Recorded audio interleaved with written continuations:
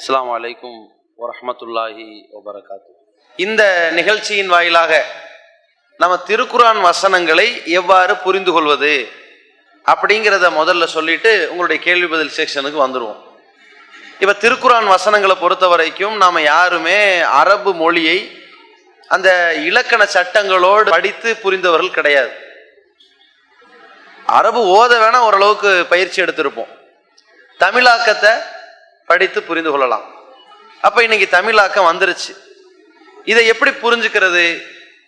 திருக்குர்ஆனுடைய 90% வசனங்களையும் நீங்கள் நேரடியாக பார்த்த உடனே புரிஞ்சிடும். தொழுகையை நிறைவேற்றுங்கள், நிலைநிறுத்துங்கள், ஜக்காத்து கொடுங்கள், இது யார்ட்டையும் போய் விளக்கம் கேட்க வேண்டிய அவசியம் இல்லை நமக்கு. இது மாதிரி 90% வசனங்கள், மறுமையை அஞ்சிக் கொள்ளுங்கள், அநியாயம் செய்யாதீர்கள், பொய்யர்களுக்கு சாபம் உண்டாவதாக, கேடு உண்டாவதாக, இப்படி இருக்கின்ற வசனங்களை எல்லாம் நீங்க ஈஸியா புரிந்து கொள்ளலாம். இரண்டாவது வழிமுறையாக சில வசனங்களுக்கு நம்ம நேரடியாக விளக்கத்தை அறிந்து கொள்ள முடியாது. அதுக்கு எங்க போய் விளக்கத்தை தேடுறது அப்படின்னு கேட்டா, அந்த வசனத்திற்கு மேல அல்லது கீழே, முன்னாடி உள்ள வசனமோ அல்லது பின்னாடி உள்ள வசனமோ அந்த வசனத்திற்கு விளக்கமாக அமைந்து விடும்.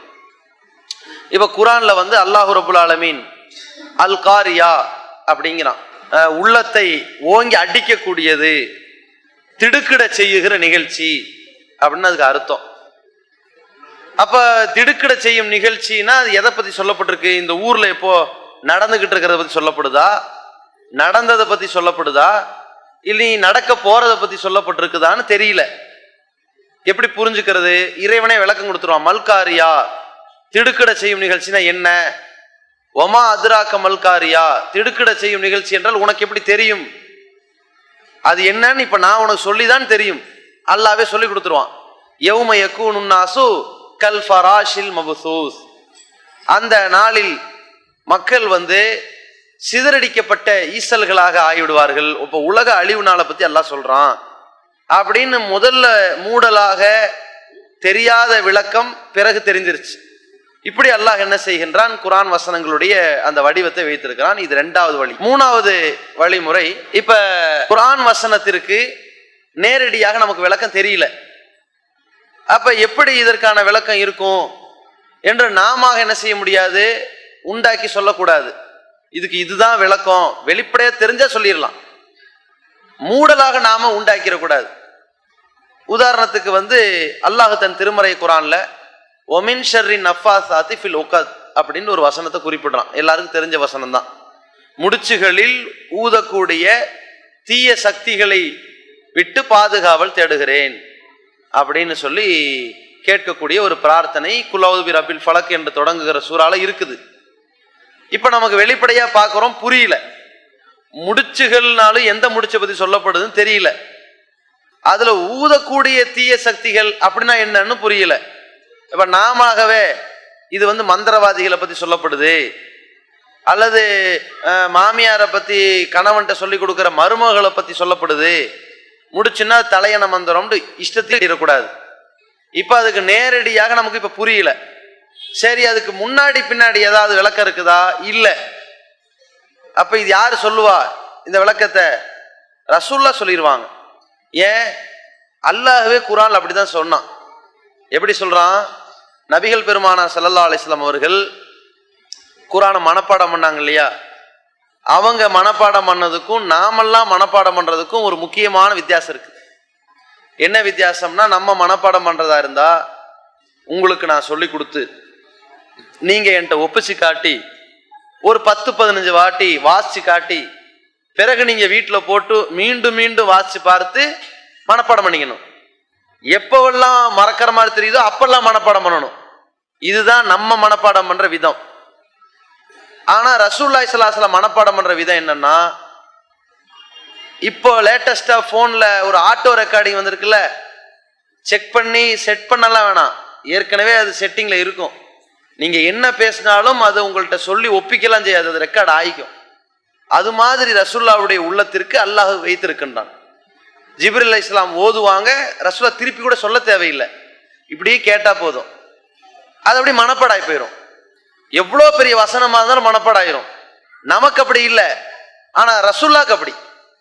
அப்ப நபிகள் நாயகம் ஸல்லல்லாஹு அலைஹி வஸல்லம் அவர்களை பார்த்து அல்லாஹ் தான் சொன்னான், லா துஹர்ரிக் பிஹி லிசானக லிதாஜல பிஹி, அவசரப்பட்டு மனப்பாடம் பண்ணணும், நீ உங்களுடைய நாக்கப்பட்டு இவ்வளவு ஆட்டிக்கிட்டு இருக்க வேணாம், அசைக்க வேண்டாம்.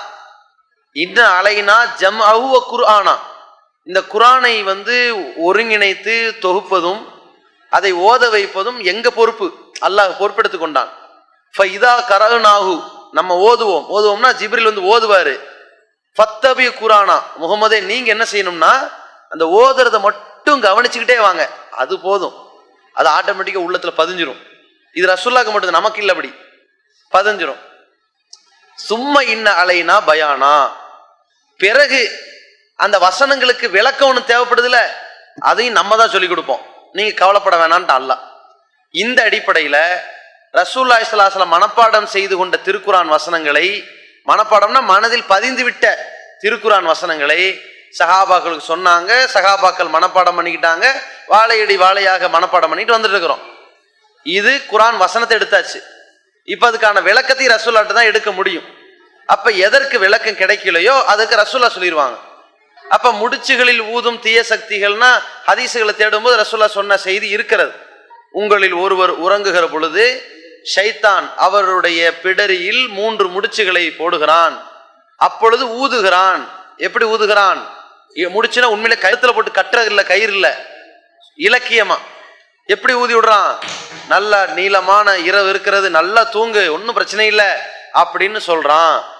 அவன் காலையில் ஒருவேளை எழுந்து விட்டால் ஒரு முடிச்சு அவிழ்ந்து விடுகிறது. நம்ம இலக்கியமா சொல்லுவோம்ல, அவன் என்னத்தை போட்டு காதுல ஊதுனான்னு தெரியல, ரொம்ப 4 நாளா ரொம்ப மோசமா இருக்கிறான்னு சொல்லுவாங்க. ஊதுறதுன்னா ஊதுறதுல வழி எடுக்கிறது, அங்க அது இலக்கியமா அப்படி சொல்லி விட்டுருவாங்க.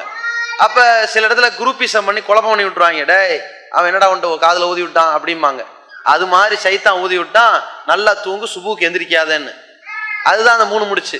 எழுந்தால் ஒரு முடிச்சு அவிழ்ந்துரும், ஒழு செய்தா 2வது முடிச்சு அவிழ்ந்துரும், தொழுதுட்டான்னா 3வது முடிச்சு அவிழ்ந்துரும் நாங்க ரசூலுல்லாஹ். இதுக்கு தான் பாதுகாவல் தேடுறது. வமின் ஷர்ரி நஃபாசாத்தி ஃபில் உக்கத். இப்படி ஒரு வசனத்திற்கு ஹதீஸ் மூலமாக நம்ம விளக்கத்தை அறியலாம் என்பதை புரிஞ்சுக்கணும். உடனே நீங்க கேட்பீங்க, இதுக்கு இதுதான் ஹதீஸ் விளக்கம்னு சொன்னாதானே தெரியும், எங்களுக்கு எப்படி தெரியும்னு நினைக்கலாம். புகாரி மொழிபெயர்ப்புல வந்துருச்சு, இன்னும் பல மொழிபெயர்ப்புகள் வந்துகிட்டே இருக்கு, கொஞ்சம் கொஞ்சமா வந்துகிட்டு இருக்குது. ஓரளவு ஒரு 5 வருஷத்துக்குள்ள எல்லா மொழிபெயர்ப்பு கிடைச்சிரும். அப்ப புகாரில 5ஆம் பாகத்தை பார்த்தீங்கன்னா குர்ஆன் விளக்கம் அதுல இருக்கும். சில வசனங்களுக்கான விளக்கத்தை ஹதீஸ்ல இருக்கும்ல, அதை எடுத்து போட்டிருப்பாங்க. முஸ்லிம்ல 3வது பாகம் பார்த்தீங்கன்னா உங்களுக்கு அந்த விளக்கத்தை எடுத்துடலாம், ஓரளவு தெளிவு கிடைச்சிரும். நீங்க 4 பேர் கேட்கவே வேண்டாம், டைரக்டா பார்த்துடலாம். அதுக்கப்புறம் என்ன வழிமுறை? ஒன்று நேர்ல பார்த்தா புரிஞ்சுக்கிறது, 2வது அல்லாஹ்வே விளக்கி நமக்கு புரிஞ்சுக்கிறது, 3வது நாம இறை தூதருடைய அந்த விளக்கத்தை வைத்து புரிந்து கொள்வது, 4வது வரலாறு வச்சு புரிஞ்சுக்கிறது. அது என்ன வரலாறு? இப்ப குர்ஆன்ல அல்லாஹ் சில வார்த்தைகளை சொல்லுவான், அந்த வார்த்தைக்கு நமக்கு அர்த்தம் தெரியாது, அந்த அர்த்தத்துக்கு வரலாறை படிச்சாதான் தெரியும். இப்போ குர்ஆன்ல இவர்கள் சாயிபா என்று ஒரு ஒட்டகத்தை ஒதுக்கி கொண்டார்கள், பஹீரா என்று ஒரு ஒட்டகத்தை ஒதுக்கி விட்டார்கள், இப்படின்னு சில ஒட்டகத்தை பத்தி சொல்றான். இப்படி அல்லாஹ் சாயிபா என்று பிரிப்பதற்கும் பஹீரா என்று பிரிப்பதற்கும் உத்தரவு போடவில்லை, நீங்களாக இட்டுக்கட்டி கற்பனை செய்து கொண்டீர்கள்னு அல்லாஹ் கண்டிப்பான். ஒட்டகம்ங்கிற வார்த்தை ஓகே, ஒட்டகத்துக்கு தமிழ் அர்த்தம் ஓகே. சாயிபா என்று ஒட்டகத்தை ஒதுக்கி கொண்டார்கள், பஹீரா என்று ஒட்டகத்தை ஒதுக்கி கொண்டார்கள் நம்ம படிக்கிறோமே. சாயிபானா என்ன, அல்லாஹ் ஏன் அதை கண்டிக்கணும்? பஹீரானா என்ன, ஏன் கண்டிக்கணும்? இப்ப தெரியாது. அந்த விளக்கம் குர்ஆன்லயும் இல்லை, ஹதீஸ்ல ரசூலுல்லாஹ் இதற்குத்தான் இது சொல்லப்படுதுன்னு விளக்கி சொல்லல. ஏன் சொல்லலைன்னா விளக்க வேண்டியது இருந்தா மட்டும்தான் அல்லாஹ் சொல்லி கொடுப்பான். வரலாறுல இருந்தா சொல்ல தேவையில்லை, அது வரலாறுல இருக்கும். வரலாறுல என்ன நடப்புல இருந்துச்சுன்னா, மக்கா காஃபிர்கள் சில ஒட்டகத்தை ஒதுக்கி விட்டுருவாங்க, நேர்ச்ச மாதிரி விட்டுருவாங்க. யார் என்ன செய்யக்கூடாது? இந்த ஒட்டகத்து மேல சவாரி செய்யக்கூடாது, இதுக்கு பேரு சாயிபா ஒட்டகம், இந்த ஒட்டகத்துக்கு பேரு பஹீரா ஒட்டகம், இதுல யாரு பால் கறக்க கூடாது, இப்படி ஒதுக்கி விட்டுருவாங்க. இந்த மாதிரி அந்த ஒட்டகங்களை இறைவனுக்கு என்று ஒதுக்கி விட்டு விடுறார்களே, இப்படி நானாக எந்த விதமான சட்டத்தை போடவே இல்லை, நீங்களாக இட்டு கட்டிட்டீங்கன்னு நல்லா கண்டிக்கிறான். இந்த விளக்கம் நமக்கு எப்படி தெரிஞ்சது? வரலாறை வச்சு தெரிஞ்சது. அரபிகளுடைய வரலாறு என்னன்னு நமக்கு தெரிஞ்சிருது. அப்ப இந்த வரலாறு எப்படி தெரியும்? வரலாறு புக்கையா போய் படிச்சுட்டு இருக்க முடியாது. இதெல்லாம் நீங்க புகாரி முஸ்லீம்ல பார்த்தாலே பின்குறிப்புல போட்டுருவாங்க. சாயிபா என்றால் இதுதான் அதுக்கு அர்த்தம், பஹீரா என்றால் இதுதான் அர்த்தம் புரிஞ்சு போயிடும். அதே மாதிரி நூஹ் அலைஹிஸ்ஸலாம் அவர்கள் வரலாறை பத்தி அல்லாஹ் சொல்லுவான். லா ததருன்ன ஆலிஹத்தக்கும் வலா ததருன்ன வத்தன் வலா சுவாகன் வலா யகூச வலா யவுக்க வ நஸ்ரா. வத்து, சுவா, யகூசு, யவுக்கு, நஸ்ரை நீங்கள் விட்டுவிட வேண்டாம் என்று அவர்கள் சொல்லிக்கொண்டே இருக்கிறார்கள். இப்படின்னு அல்லாஹ் குறிப்பிடுவான் ஒரு இடத்துல. அப்படின்னா என்ன? வத்து சுவான்னு தமிழாக்கமும் வத்து சுவான்னு தான் எழுதியிருப்பாங்க. அப்படின்னா என்ன? சில நல்ல மனிதர்களை அந்த மக்கள் கடவுளா நம்ப ஆரம்பிச்சிட்டாங்க. அவர்கள் தான் அந்த வத்து சுவாங்கிற ஆட்கள்லாம் அப்படின்னு நமக்கு அந்த விளக்கத்துல தெரிஞ்சு போயிடும். அதே மாதிரி குர்ஆன் அல்லாஹ் சொல்றான், லாத்து, உஸ்ஸா, மனாத் என்று சில பேரை நீங்கள் வழிபடுகிறீர்கள் அல்லாஹ். இந்த 3 பேர் யாரு? அது வரலாறுல தெரிஞ்சிடும். மக்கத்து காஃபிர்கள் லாத் என்று ஒரு இறைநேசன் ஒரு ஆளை நினைத்து கொண்டு வழிபட்டு வந்தாங்க. அதை அல்லாஹ் கண்டிக்கிறது தான் இதை சொன்னான்னு தெரிஞ்சிடும். இது போல திருக்குர்ஆன் வசனங்களை நீங்க இந்த 4 வடிவத்தில் தெரிஞ்சுக்கலாம். 5வது அரபி மொழியினுடைய வடிவமே ஒன்று இருக்கிறது, அதை வச்சு புரிஞ்சுக்கலாம். அரபி மொழியினுடைய வடிவம் என்னன்னா, இப்போ அலிஃப் லாம் மீம் அப்படின்னு ஒரு சூரா தொடங்குது. அலிஃப் லாம் மீம் ரா என்று தொடங்குது. அலிஃப் லாம் மீம் ஸ்வாதுன்னு தொடங்குது. துவாசி மீம்னு தொடங்குது. காஃபா யா இன் ஸ்வாதுன்னு தொடங்குது. நூன் என்று ஒரு எழுத்தோட தொடங்குது. இதுக்கெல்லாம் என்ன அர்த்தம்? நூன்னா நூன்னு தான் எழுதி வச்சிருப்பாங்க, அலிஃப்னா அலிஃப்னு தான் எழுதி வச்சிருப்பாங்க. இதே குர்ஆன்ல அலம் தர கைஃப ஃபால ரப்புக்கு ஓதுறோம்ல, அதுல பாருங்க அலிஃப் இருக்கு, லாம் இருக்கு, மீம் இருக்கு. ஆனா அதை இப்படி ஓதுறோம், அலம் தர கைஃபன்னு ஓதுவோம். இதே பக்கராவுல ஆரம்பத்துல அலிஃபு லாம் மீம் இருக்கும், அதை அலம்னு ஓத மாட்டோம், அலிஃபு லாமு மீம்னு பிரிச்சு ஓதுவோம். ஏன்? எழுத்துல 2 ஒண்ணு தானுங்க. இதை மட்டும் அலிஃப் லாம் மீம்ங்கிறோம், இது மட்டும் அலம்னு ஏன் ஓதுறோம்?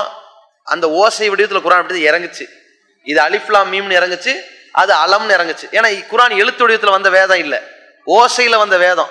அதனாலதான் எழுத்துல ஒன்னா இருந்தாலும் ஓதுறத வித்தியாசம் நம்ம ஓதிக்கிட்டு இருக்கிறோம். அப்ப அலம் அலிஃப் லாம் மீம், அலம் தர கைஃப ஃபால ரப்புக்கான அர்த்தம் தெரிஞ்சிடும். அலிஃப் லாம் மீமுக்கு என்ன அர்த்தம் வச்சிருப்பாங்க? அலிஃபு லாமு மீம்னு அர்த்தம் வச்சிருப்பாங்க. என்ன அர்த்தம்? அப்ப அது அர்த்தம் தெரியல. ரசூலா விளக்குனாங்களா? விளக்கல. வரலாறுல இது தொடர்பா இல்ல. எப்படி புரிஞ்சுக்கிறது? இது அரபிகளுடைய வழக்கம். ஒரு செய்தியை சொல்வதற்கு முன்னால் ஒரு எழுத்தோ 2 எழுத்தோ 5 எழுத்தோ போட்டு ஒரு தகவலை சொல்வது அரபிகளின் வழக்கம் என்று புரிஞ்சிடும். இந்த 5 முறைப்படி நீங்க திருக்குர்ஆனை ஈஸியா என்ன செஞ்சுக்கலாம்? கற்றுக்கொள்ளலாம்.